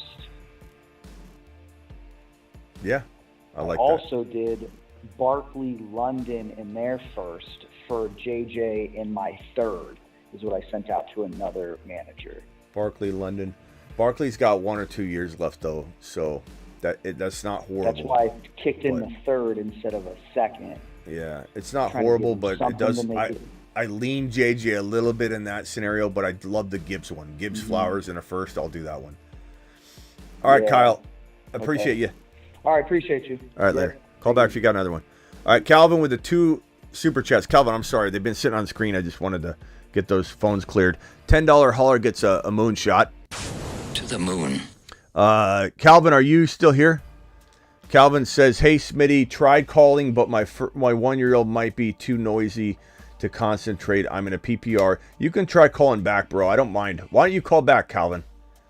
Question is, what's the lowest ranked wide receiver you feel comfortable having as your wide receiver 1? Once you call back, Calvin, we'll make it work. You can mute yourself while I'm talking and then just ask the question and mute yourself. It'll work out fine. Low-key, best part of these strategies is how well they work when drafting against the mass amount of sheep-forcing wide receivers for the first 4, 5, 6 rounds. Exactly correct. People just shoving wide receiver strategies on people. You need to go wide receiver. You need to go wide receiver. You need to go wide receiver. Like, you don't need to do anything. You can draft anything you want. So Calvin, feel free to call in, bro. I can definitely walk you through a strategy, my man, and we can take care of this. 4th pick in a 12-team PPR redraft. 2 wide receivers, 2 running backs, 2 flexes. Mocks seem to look better with a stud wide receiver in the first, then follow with a running back. Your thoughts? James, my answer is, again, best player available, bro. You know, the 4 horsemen works perfect for what you're talking about if the flow is good, but the flow's got to be good. You know, the draft position's got to be perfect. You got to be able to get one of these guys. The poor man's version of this, Marvin Harrison Jr. and Kyren, or Marvin Harrison Jr. and Barkley's fantastic as well, because then you can deploy the rest of what you're seeing. So I have no problem going Marvin Harrison Jr. or one of these wide receivers, but I also have no problem going tripod. The tripod, likened to pyramids in ancient Egypt, consists of drafting one of Allen, Mahomes, or Hurts to go with one of these round 1 running backs and one of these running backs Calvin? in round 2. The tripod. Hey, Smitty, it's Calvin. Calvin Krim, appreciate you dropping the supers, my guy. You're the man, the myth, the legend. Where are you calling from, by the way? What state? The phone number is actually from Maryland, but I am from Tampa right now. Okay, in Tampa. Like right outside Tampa. Okay, I'm going to put Tampa in here. Okay. Calvin, appreciate your super chats, by the way. And James, just to wrap up with you, I'm just going to say, I don't mind what you're saying if best player available dictates and opens up these doors, but you do have 2 wide receivers and 2 flexes, so it's not like you're forced to start 3 wide receivers. So you're almost in a situation where RBs could become more valuable in this kind of format because you only need to start mandatory 2 wide receivers. So it's actually a unique situation, but you got a lot of flex spots. But I would go running back, wide receiver, wide receiver, running back, wide receiver. It all depends on the flow, my guy. And you can call in and give me a scenario or 2 if you want. Calvin, hit me with your question one more time. You said wide receiver. What's the cheapest wide receiver I'd feel comfortable having is my 1? That was your question? Yeah. So basically, well, actually, it's 2 questions. So the first question, it's basically the wide receiver, the lowest wide receiver that you would feel comfortable having as the wide receiver 1 for your team. Very loaded question, because what does my team look like? Am I drafting my wide receiver in round 4? And if so, do I have Gibbs, Kyren, and Hurts as my my core? And then you're saying that's my first wide receiver is going to be this guy, or do I have some crappy team that is very, very different? Then I'm going to answer something a little different. So I guess what's this in this scenario? Cooper Kupp, just like I drafted, that's fine. Devontae Smith, DK would be ideal, but I don't know. You'd almost have to get this Hurts or Mahomes pick in round 4, which you could, and DK 3. Or if DK is going to be, or this player is going to be in your 4th round, Devontae Smith, I absolutely love as my wide receiver 1 in this scenario. You could also say, I'm going to go AR5 in a later round, or JD5 and Burrow later. And so now your first wide receiver can be Kupp from round 3, or DK in round 3 and Kupp in round 4, or Devontae Smith and Kupp, or Devontae Smith and DK. Sometimes Debo falls to round 3. I'm fine with that. But, I mean, you're going to get at least one of those guys. If you're telling me the best wide receiver you have is like, and I'm not saying I don't like him, but like Calvin Ridley or Zay Flowers or something, and I'm not saying I don't like Zay, I don't like those strategies. I think you should have taken a wide receiver earlier than that. I got you. Okay. Yeah, because I really like the 2 running back, quarterback, tight end strategy where I'm just loading up on those. Okay, so you want to let's try that. Let's see what we can come up with on that, and just see if we like it. So you go instead of Cooper Kupp here, we're gonna go McBride. Is that acceptable to you? Is that yeah, absolutely. Okay? All right, so McBride, and then who do you want as your? Well, it doesn't matter. We'll say it's Hurts, Mahomes, or Josh Allen. Okay, so McBride goes. I would say Hurts is probably my favorite of the 3. Okay, so Bijan, Barkley or Bijan Kyren, Hurts or Allen or Mahomes, and McBride in round 4. Who is your most likely wide receiver 1 in the strategy? And I don't want to hear somebody say, "Oh, your wide receivers are going to suck." Of course they're going to look that way because he's smashing everyone to pieces in every other category. There's a give and a take with this kind of thing. So you can't think like that, people. You can't. You got to have more of a open mind to this thing. So round 5 wide receivers, bro. We're talking about Pickens, McLaurin. We're talking about Jaden Reed, Hollywood Brown, and then the next round we're talking about Ridley, Worthy, Brian Thomas Jr., JSN. I think you realistically, with this 4, with the Bijan, Kyren, Hurts, and McBride, you realistically could have potentially, I would say, Jaden Reed, Calvin Ridley, and like DeAndre Hopkins or Keon Coleman. And look, it's a weak wide receiver room. I don't know that it would be my favorite approach, but it's certainly doable. Yeah, I think the only reason this year that it would be something I would venture towards is because I love the rookie class. And I love the idea of grabbing 2 or 3 of them in the middle rounds if I can. So the only thing I'd say though, and I'm not saying I don't like this approach, the right wide receiver could fall to you too in round 5. Like what if you get like McLaurin's pretty good. Like if you get McLaurin, Brian Thomas Jr., Keon Coleman, Ridley, like that's a pretty formidable wide receiver crew. The only thing I'm going to say though is in round 5, my guy, we've got a tight end or 2 that could fall to that territory, like a Kittle or a Kyle Pitts or whatever, an Andrews. I'd almost say I'd rather, I don't know. It depends on the wide receiver. Try and gamble on the 5th round tight end versus 4, but man, it's tough. It's tough. But I don't hate this. Like you could deploy this, and I'd love to see it. This is definitely a strategy I would do. Not every time, but I would definitely deploy it. It's just going to leave you. Yeah, that's kind of my thinking too. Yeah. It's one of those things where I'm kind of like going back and forth with it. So. All right, bro. But my second, can I ask a second question? Yeah, go ahead. So Patrick. So basically, I'm in a what is it called? The auction draft.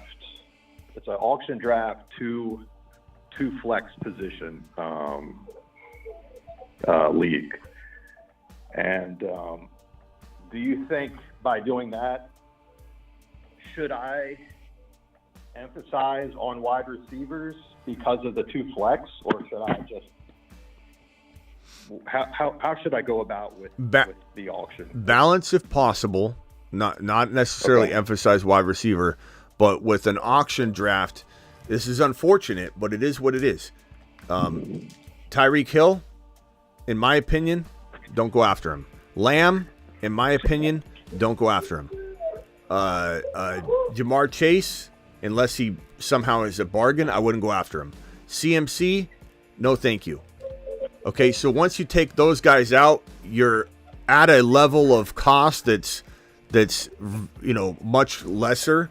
And then you see Gibbs, Kyren, Achane, and all of a sudden you got these guys way underpriced from CMC, but I like them as much or better. Hall could end up just going for a lot. Bijan will probably go for a lot, even though he's, a little bit lesser value in CMC in a redraft. But so I'm pretty much avoiding this top tier because it just eats up too much money.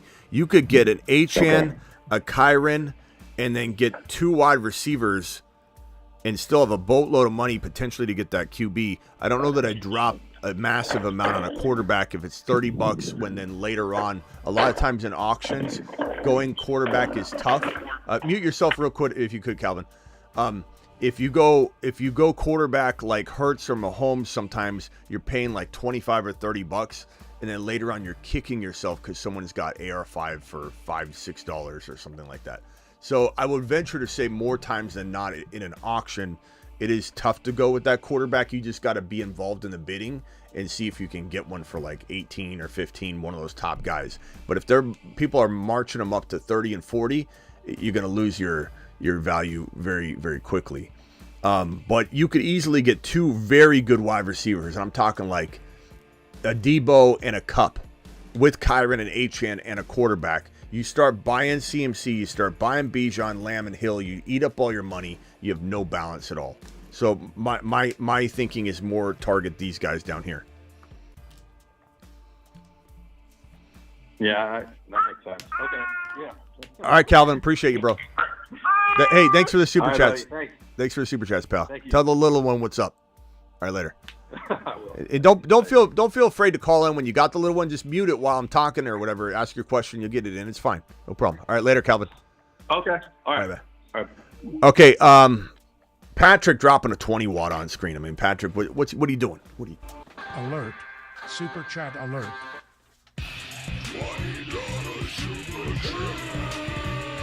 Patrick coming in strong. He says, "Get off me." Smitty, been a while. Where have you been, first of all? Where you been, Patrick? We've been looking for you. We almost put you on the missing list where Vamp is. Vampy, where are you? We're missing you, Vampy. We don't know where Vampy is. I'm getting worried. And Lego Batman is nowhere to be found. How are we going to find Vampy when Lego Batman, our Gotham Batman, can't even find him? Smitty, been a while, super busy with work, my guy, but no worries, going to tune in and catch up on everything I know. I need to know for the rest of the year. Can't wait to debate you and piss off Ron Navy. Take care, my guy. Thank you, Patrick. Appreciate you. Ron Navy's definitely going to be ready for you, per usual.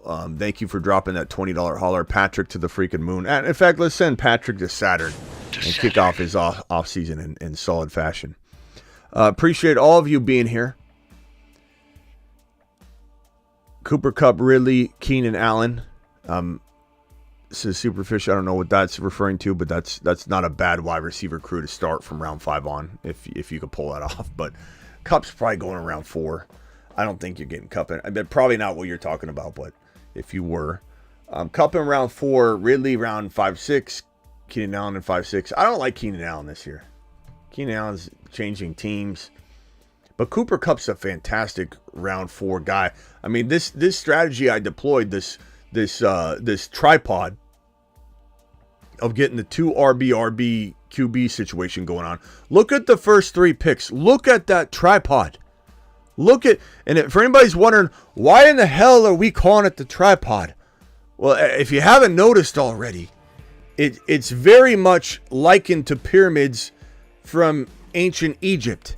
And so it does come down to this formation of the triangle shape. And when you have this balance and foundation of 2 RBs in the corner of this triangle and your QB at the top, this tripod is the most sound structure. The tripod, the triangle shaped buildings, the most sound type of structure build you can have. This structure can't be blown down. It's solid. It can withstand any kind of winds and weather. This is the tripod. This is the toughest way to build, period. I love the 4 horsemen. I love the double decker, but this is building through strength.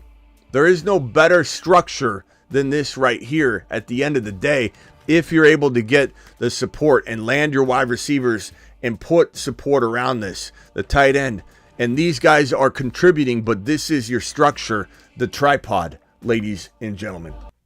The tripod, likened to pyramids in ancient Egypt, consists of drafting one of Allen, Mahomes, or Hurts to go with one of these round one running backs and one of these running backs in round two. The tripod.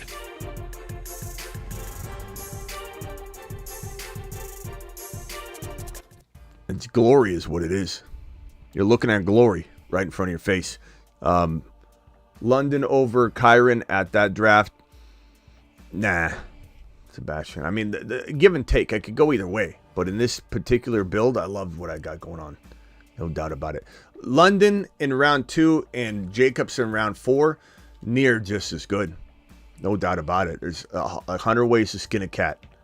100 ways to skin a cat, young man.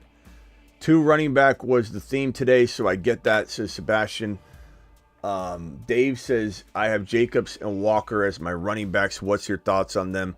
Love Jacobs this year. He's a fantastic running back, 2, and really an elite running back 1 in a wide receiver double-decker strategy. So double-decker is when you're going wide receiver, and then Jacobs in the 3rd or 4th round. So in this draft right here, Jacobs is available. So Jacobs could have went, and this draft is a slow draft. It's still ongoing on Underdog Fantasy. Promo code Smitty. Let me drop that link where you can draft like this right now and have draft day. Make every day draft day. That link has just been dropped in the live chat. That link will get you 50% of your first deposit matched up to $250. You drop 500, they'll give you $250. You drop 20, they'll give you 10. You drop the minimum 10, they'll give you 5, and you'll have 15 to work with. But if we look at this draft that I'm currently doing a slow draft on, I love the slow drafts because you can join like 7 of them in a row. And then once you do that, you just literally, you're always on the clock throughout the day. It's fantastic. But Jacobs is still available. You could literally go double decker if you wanted. Like you could have taken I could have taken Marvin Harrison Jr., and who knows how that would have affected Garrett Wilson's value. But London was available. So I can guarantee with what's on the board, I could have Marvin Harrison Jr., London, Jalen Hurts, and Jacobs. That is a fantastic way to start your double-decker.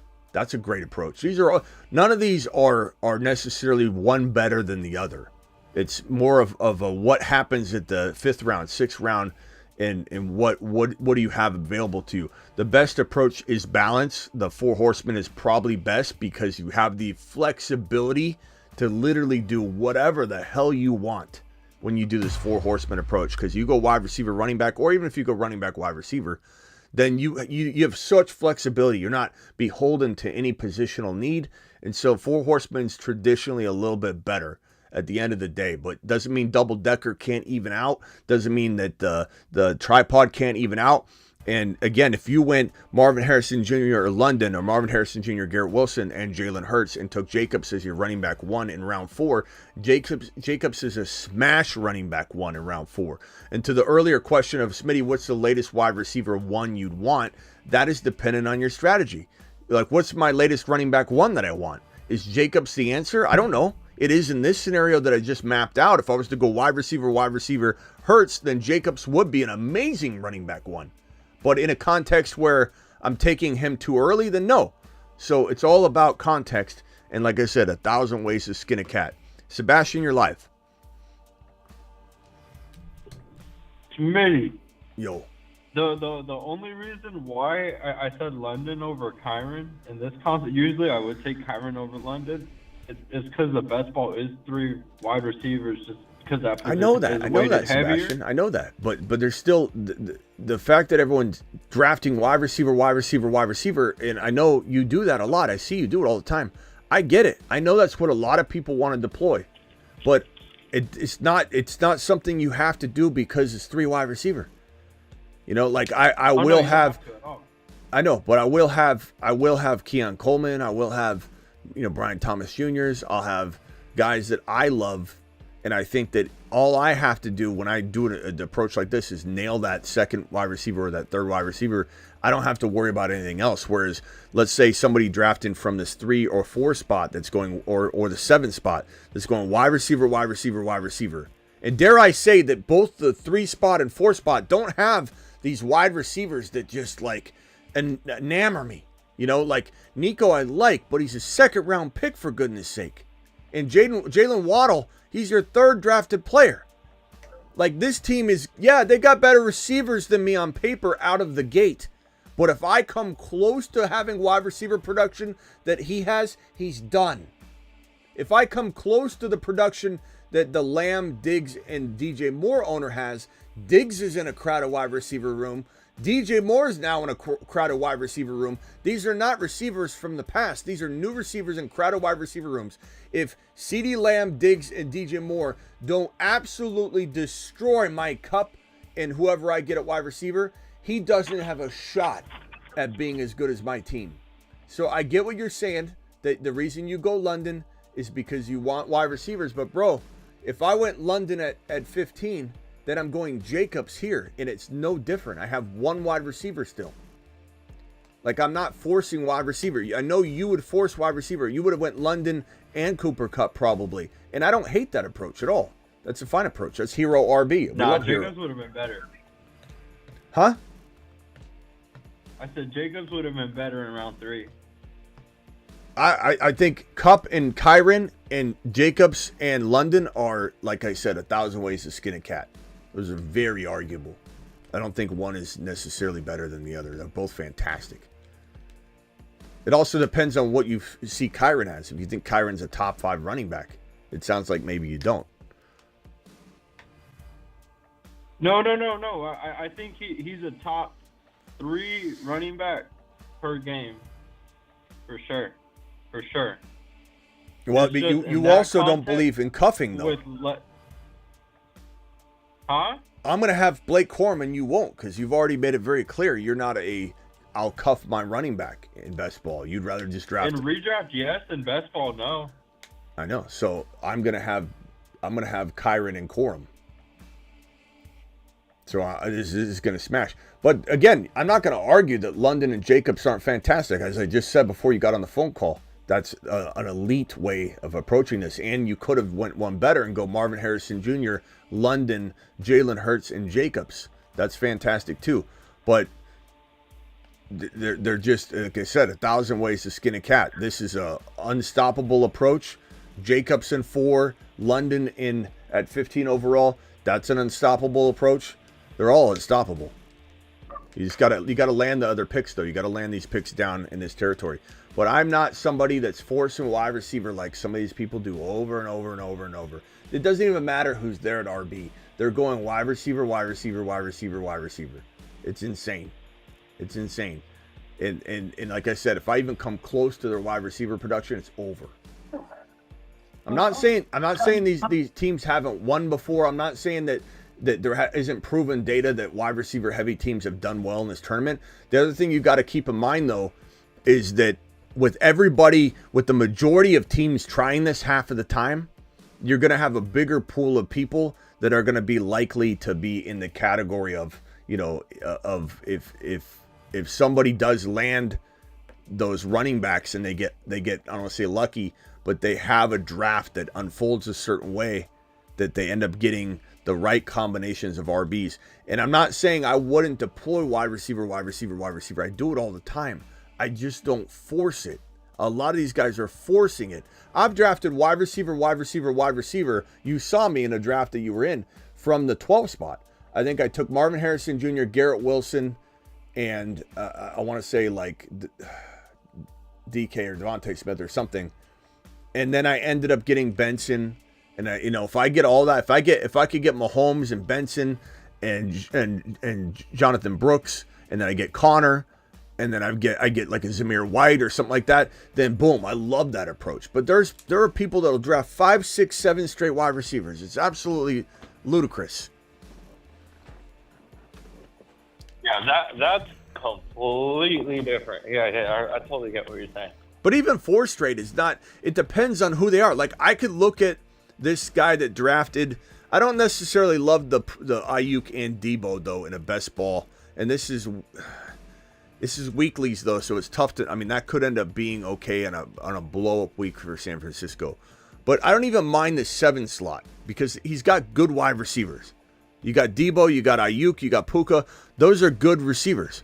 But like this team at the 11 spot, they're forcing the hell out of it. I'm not saying I don't like Pittman, but Pittman at the top of round 3, and Neighbors is like, you could say Neighbors is good value in 4.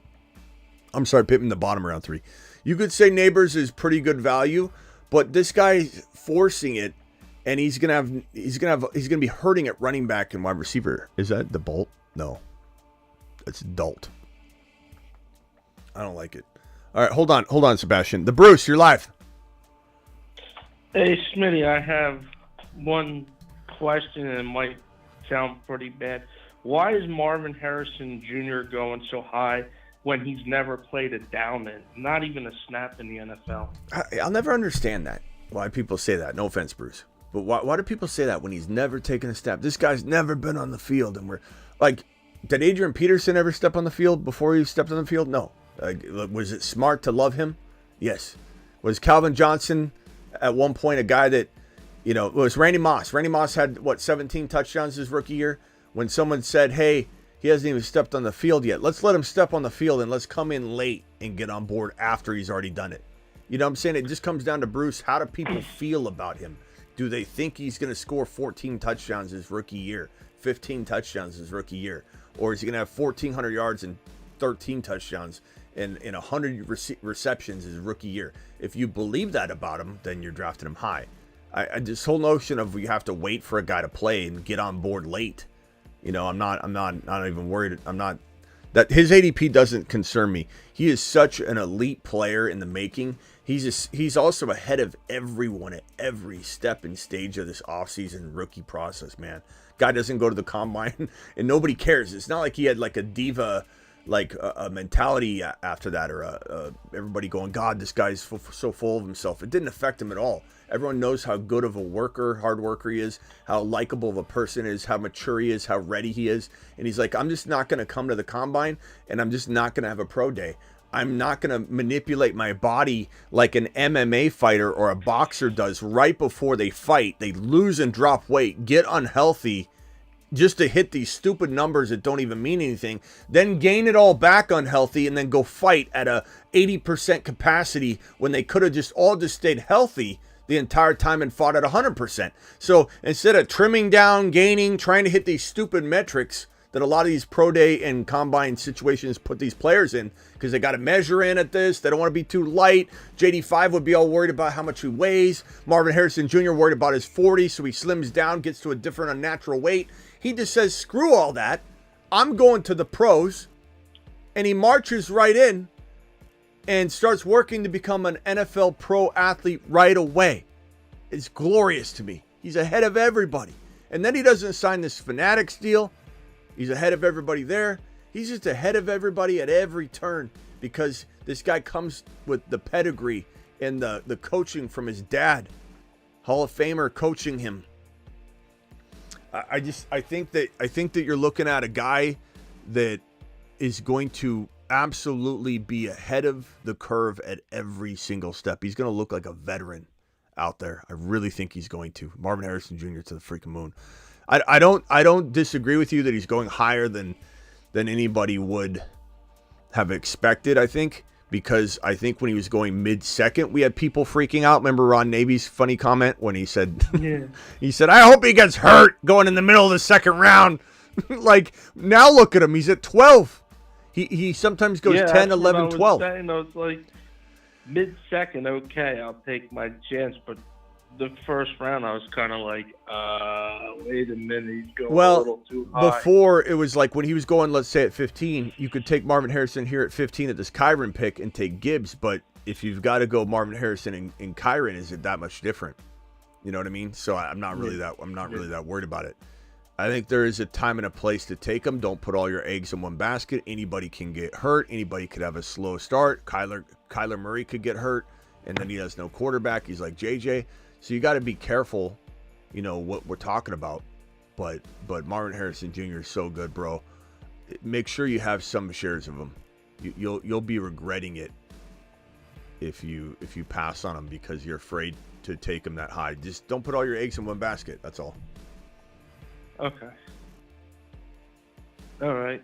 That's all I had is like that guy going that early. I was like, wait a minute. I was like, I'm always like, prove me right or prove me wrong. You know, I have that mentality. Yeah. Jason's good comment. Jason said, today's show is perfect. I tend to go wide receiver heavy in best ball, and getting your perspective reminds me that you have to be willing to switch up strategies to diversify your teams with multiple approaches. Absolutely. We get in a rut where, and I do it too, like Kyron's there in the mid-second, I'm taking him every time. I'm not saying I'm not going to do that a lot, but I need to stop doing it in every draft. I need to have some diversification. You know, I need to have a lot more AR5 teams, a lot more Kyler Murray and JD5 together teams. I like that. But, you know, I do find myself getting in a rut, but that's okay. You can get in a rut for like a month and then the next month get into a different rut. You know, that's what my brute force best ball drafting is all about, where you're literally drafting the same team over and over and over for like weeks, but you're making slight variations and creating little variance in it so that like a bracket, an NCAA bracket, you fill it out the same way, but like 7 different ways, because you really feel like you've got the right thinking on it. You got maybe the right winners for the most part, but you want to get some of the upsets in, and so you redo it and retool it. I look at best ball that way. I will draft the same team with different variants for weeks, and then I'll switch it up, draft a different team, but the same team for weeks, and do different variants and cover your bases so that you have every combination of that approach. That's brute force best ball drafting, which I have videos coming out on that. Anything else, Bruce? Appreciate you, bro.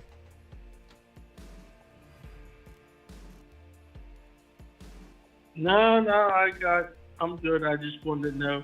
Oh, wait, yeah, I do. I have one more. What about thing of Achan Kyron? You think if you can get that, would you do that in a best ball draft? Yeah, but Achan is almost falling around 3, man. I don't know that I would want to take him. Achan, and who was the first one? Kyron Williams. Kyron's almost falling around 3. So you're almost taking two. You're almost taking 2 second and almost third round running backs at round 1 and 2. I'm not saying I hate it. I just don't think you need to do that. You're reaching on both of them. Not because they can't be that good, but they're look at their ADPs are not what they used to be. The only reason Kyron went this high is because I took him. You know, I took him. Where's and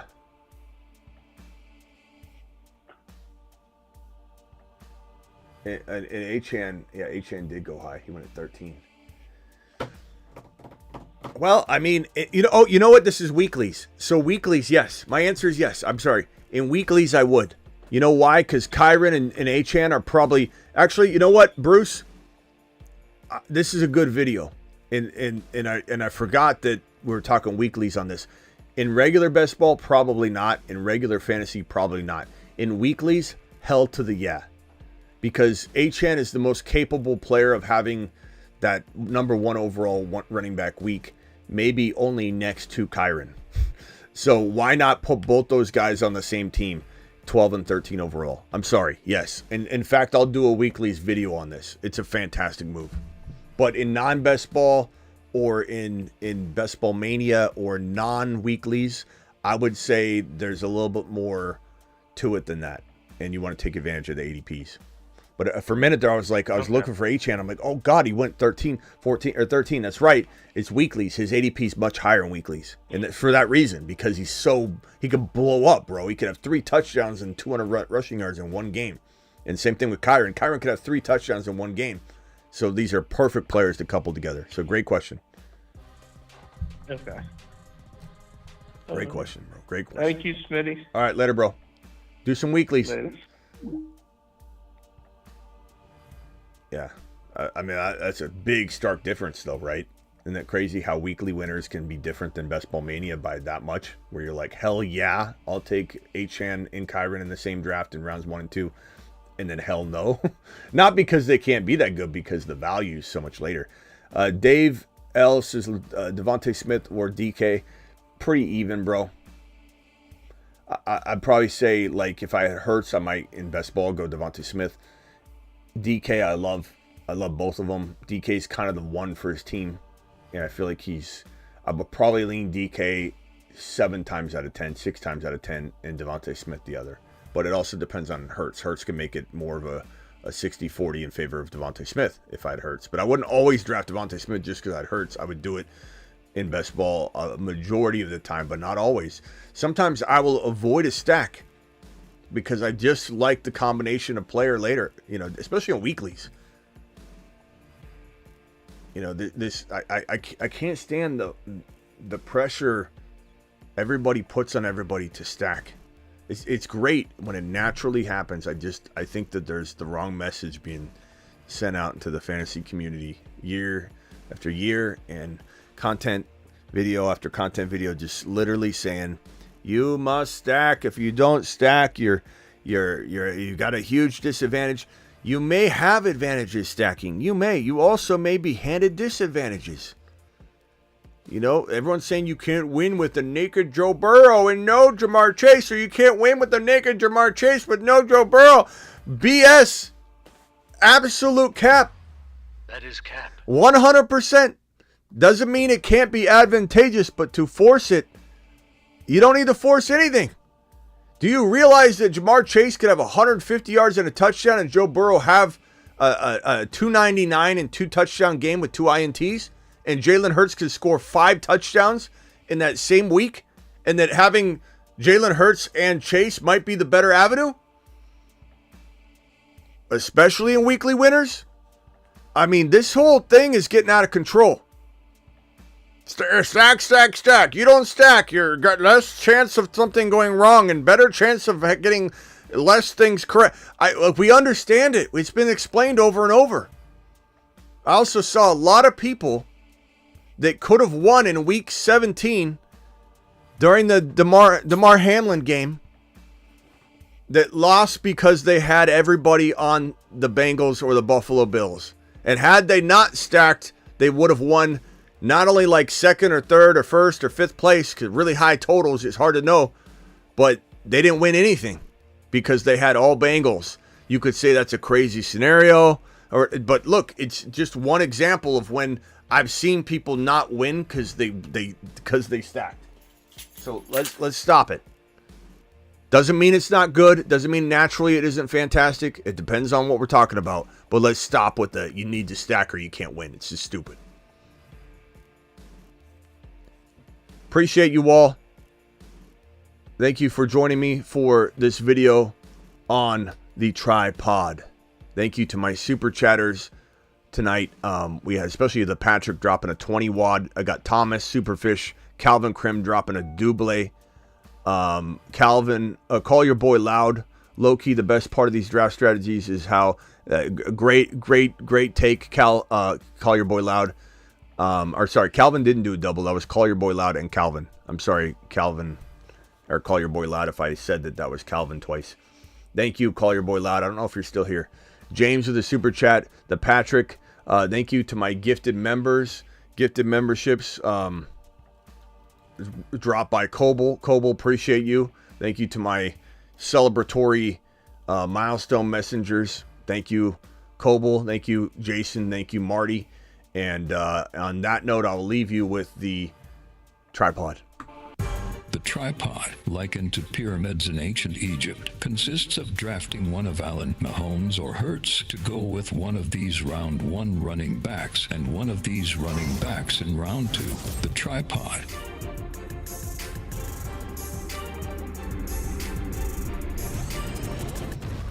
And then Coble coming in with the super chat at the end of the show here. Just like a monster. $10 hauler, by the way. $10 hauler from Coble. To the moon. Little delay there. $10 haulers get moonshots. Coble says, amazing show today. Loved the subject matter and was tempted to call in but got busy. I'll buzz in soon. Love stacking running backs. If everyone goes wide receiver, go against traffic, right? Many leagues won with strong running backs last year. And I believe that this year more than other years too, bro. You look at it and you say to yourself, like not every year is going to be the same. It's not cookie cutter. Like you can't just say, oh, last year's best ball winner went wide receiver, wide receiver, wide receiver. Well, good for him. Congratulations. You won a cookie.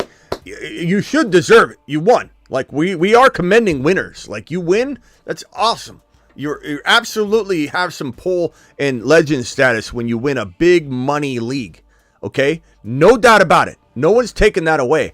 But these strategy makers out there creating content, acting like you got to rinse and repeat what happened last year. We didn't have the running back depth we had last year. We didn't have the wide receiver depth we had last year. We don't have the quarterback depth and similarities from last year. We had tons of quarterback injuries last year. We had tons of injuries last year. We'll have tons of injuries this year. And running backs are coming back. Running backs are a cycle. Every 4 years or so, I hear somebody say the running back's dead. I've been doing this 20 plus years professionally. Listen to me when I say running backs are not going away. It's a cycle. You know, last year, not this year, last year we had 2 running backs go in the top 12. So let's not and it was running backs don't go in the first round anymore. How many times was I told that Bijan won't be a top 10 pick, let alone Gibbs was top 12? How many times did I hear that walking into that draft? Both Bijan and Gibbs win in the top 12. Running backs, it's a cycle. They change, they evolve a little bit, but people are absolutely wilding when they say things like the running back's dying.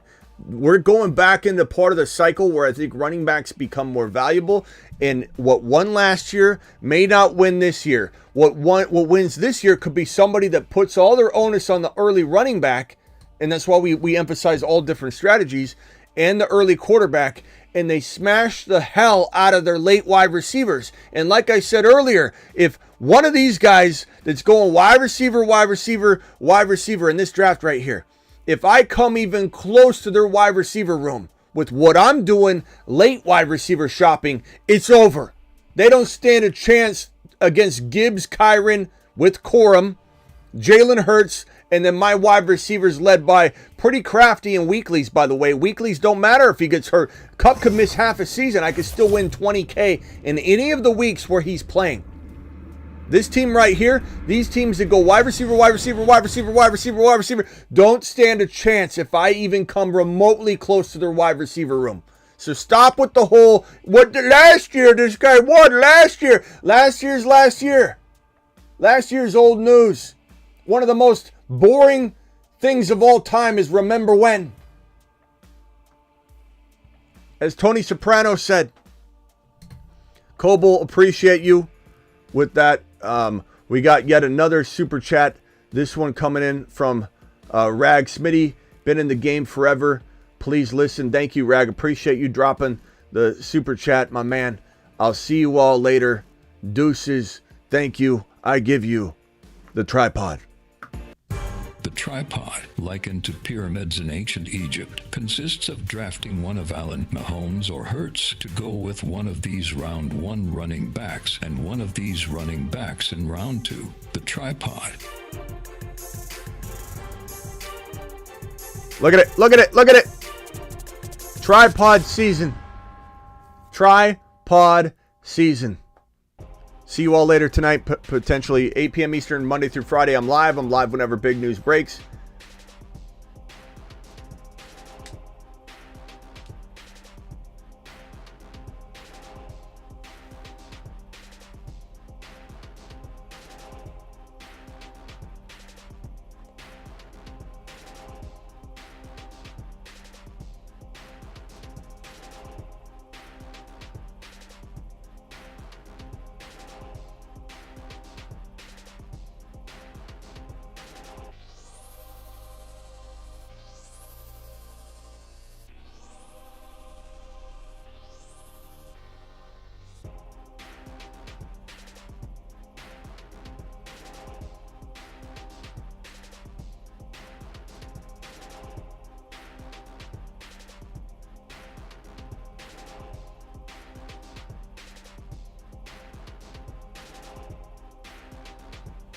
Thanks again to my super chatters.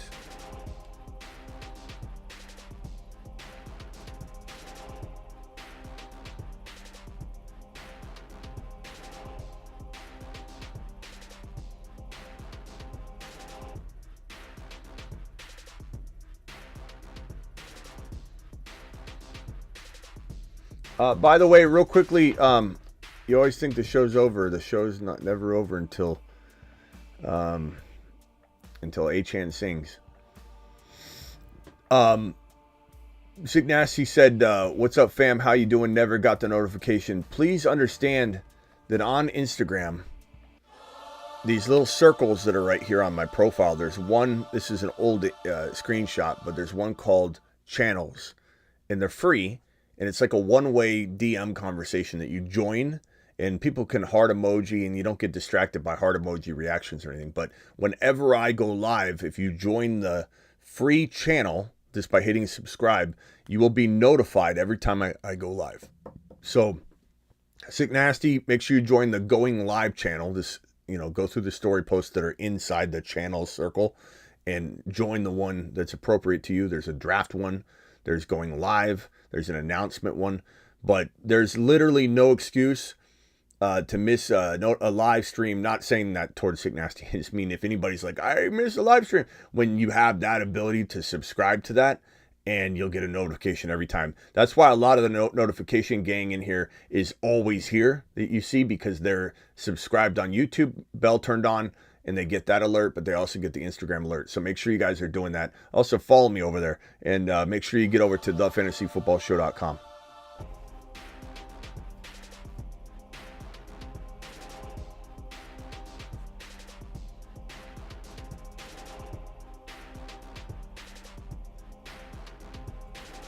Hopefully I'll be live tonight, guys.